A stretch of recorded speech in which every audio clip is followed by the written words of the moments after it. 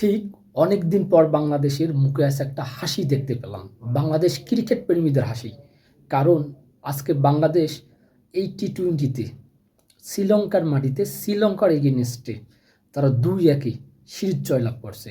বাংলাদেশ ১৩৩ রানের জবাবে মাঠে নামে।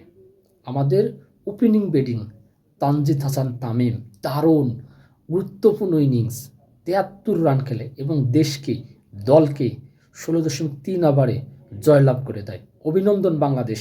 লিটন কুমার দাস, মেহেদী হাসান মিরাজ, কিংবা আপনি যদি বলেন শেখ মেহেদী, তাওহিদ হৃদয়, দারুণ দারুণ সব প্লেয়ার আজকে আমাদের খেলছে। তারা দারুণ পারফরমেন্স করছে এবং আমরা দীর্ঘ ১.৫ বছর পর কিন্তু একটা টি-20-তে আমরা সিরিজ জয়লাভ করলাম।